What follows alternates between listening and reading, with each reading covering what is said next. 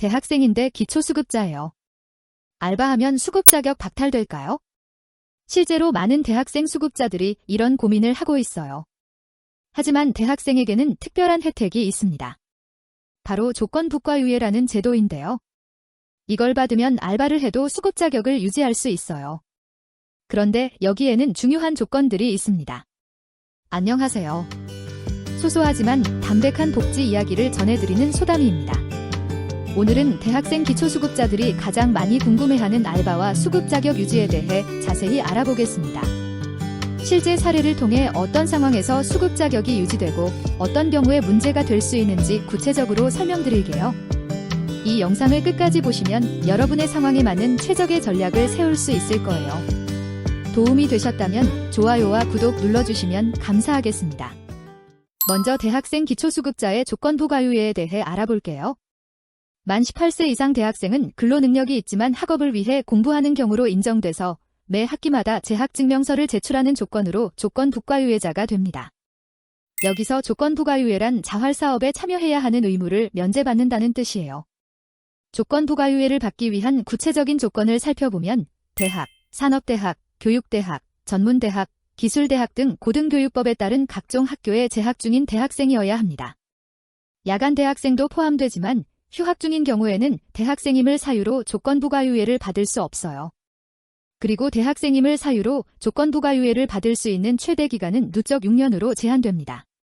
방송통신대학, 사이버대학, 학점은 행제대학생, 대학원생도 모두 해당됩니다. 그런데 여기서 중요한 점이 있어요. 조건부과유예는 자활사업 참여 의무만 면제하는 것이지 소득이 너무 많으면 여전히 급여 기준을 초과할 수 있다는 거예요. 이제 실제 사례를 통해 어떤 상황이 될 수 있는지 살펴볼게요. 질문자는 3인 가구에서 주거급여 만월 12만원을 받고 있다고 했는데 이는 주거급여 수급자라는 뜻이에요. 주거급여는 근로능력을 따지지 않기 때문에 조건부과유예 같은 제도의 적용을 받지 않습니다.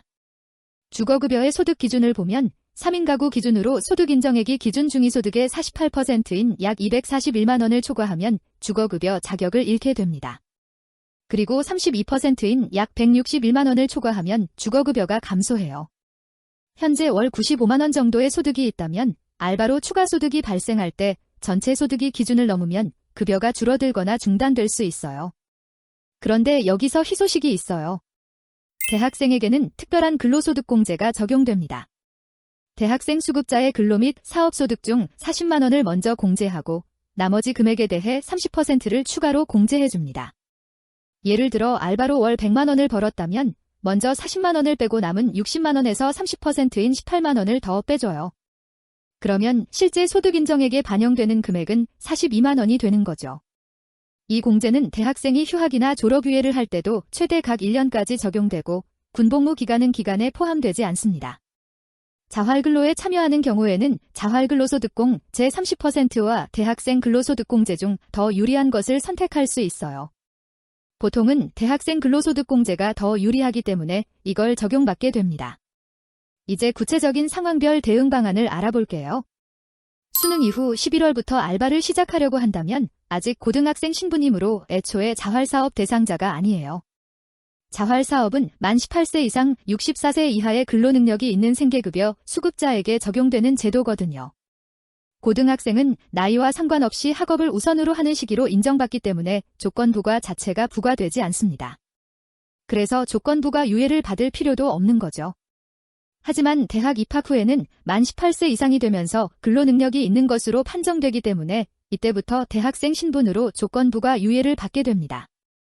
만약 생계급여도 함께 받고 있다면 상황이 조금 달라져요.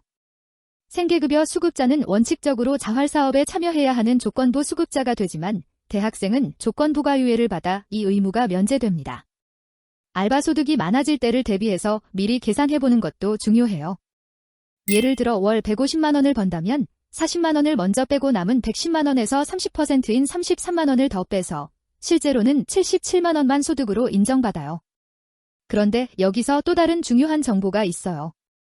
대학생뿐만 아니라 다른 상황에서도 조건부과유예를 받을 수 있는 경우들이 있습니다.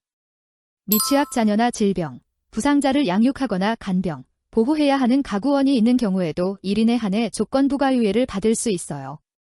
장애인이 직업재활 사업에 참가하고 있는 경우도 마찬가지예요. 임신 중이거나 분만 후 6개월 미만의 여성, 65세 이상 노인, 등록장애인, 북한 이탈 주민의 경우에는 근로소득에서 20만 원을 먼저 공제하고 나머지 금액에 대해 30%를 추가 공제해줍니다. 24세 이하 청소년 한부모나 자립준비 청년의 경우에는 60만 원을 먼저 공제하고 나머지의 30%를 적용해요. 만약 여러 공제 항목에 해당한다면 가장 유리한 하나의 항목을 적용받을 수 있습니다. 실제 적용 사례를 하나 더 들어볼게요. 23세 대학생이 편의점 알바로 월 120만 원을 번다고 가정해보면 29세 이하 대학생이므로 40만 원을 먼저 공제받고 남은 80만 원에서 30%인 24만 원을 더 공제받아서 실제 소득 인정액은 56만 원이 됩니다. 같은 사람이 만약 자활근로에 참여한다면 120만 원에서 30%인 36만 원만 공제받아서 84만 원이 소득 인정액이 되니까 대학생 공제가 훨씬 유리하죠.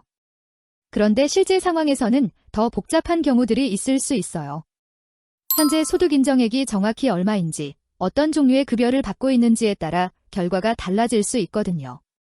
예를 들어 부모님의 소득이나 재산도 함께 고려되기 때문에 가구 전체의 소득 인정액을 계산해봐야 해요. 재산의 소득 환산액도 포함되는데 이는 일반 재산에서 기본 재산액과 부채를 뺀 후 월 4.17%를 곱해서 계산합니다. 주거용 재산은 월 1.04%, 금융재산은 월 6.26%, 자동차는 월 100%의 환산율을 적용해요. 기본 재산액은 지역에 따라 다른데 서울은 9,900만 원, 경기도는 8천만 원, 광역시와 세종시, 창원시는 7,700만 원, 그 외 지역은 5,300만 원입니다. 이런 복잡한 계산 때문에 정확한 상담을 받아보는 것이 중요해요. 마지막으로 주의사항과 시행방안을 정리해드릴게요. 대학생 조건부과유예는 매 학기마다 재학증명서를 제출해야 유지됩니다. 휴학하면 유예가 중단되니까 미리 계획을 세워야 해요. 알바 시작 전에 관할 지자체 복지 담당자에게 구체적인 상담을 받아보세요.